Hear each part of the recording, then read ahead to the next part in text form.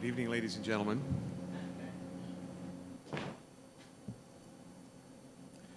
It's an honor to receive this flag tonight from Joanne Compton from Assiniboia, Saskatchewan, Canada.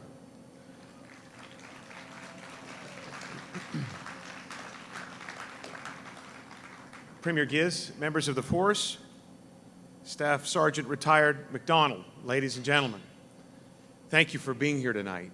Thank you for the warm hospitality that has been extended to the delegation and the entertainers and the people from the province of Saskatchewan over this week and for today. We appreciate that very much. I'm a little biased, but I would offer tonight that the shades of Saskatchewan are not brushed in the pallid or timid pastels,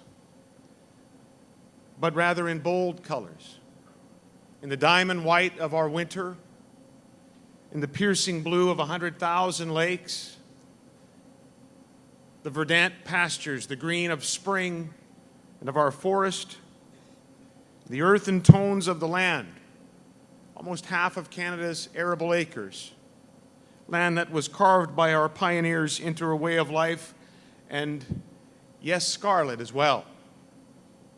The red of the surge that secured our earliest, most nascent days as a territory and then a province, our national force that we recognize today, who continue to serve every part of this country with courage, with professionalism, with dedication, with a willingness to sacrifice that is all too evident, that was all too evident too recently. You know, the year 1873 is significant for both our provinces. 1873 was the year that Prince Edward Island joined Confederation. It was also the year that Sir John A. Macdonald established the Northwest Mounted Police. Its task was to keep the peace in a very large, sparsely populated area where, according to one report, there was no law, no security. Legal and civil institutions were unknown, and murder was common. That was Saskatchewan before the Mounties arrived, and they changed things.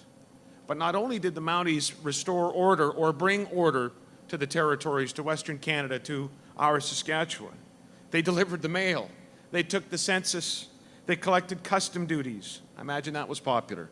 They provided medical services, they kept the weather and the crop reports, and they issued relief supplies, and they patrolled, according to one historian, over 1.5 million miles a year is the calculus for how much they patrolled from farm to farm and ranch to ranch and on their many dispatches. The Mounties would do this all from their headquarters in Pile of Bones, later to be named Regina, where in 1885 the force established its first training depot. And so through the years, thousands of young Canadians, women and men, have come to Regina to be trained and then have served our country and indeed served around the world, taking the Red Surge with them. Ladies and gentlemen, you will understand why we in the province of Saskatchewan love the RCMP. You'll understand our direct connection to them. And so it gives me great pleasure to accept this Canadian flag, which has flown over the parade square at the home of the Mounties in Regina, Saskatchewan, and present it to my very good friend, Premier Robert Giz, and through him to all Islanders. From Regina, Saskatchewan, the cradle of the RCMP, to Charlottetown, Prince Edward Island, the cradle of our Confederation, 2 cities, 2 provinces, 1 force, 1 nation, 1 flag.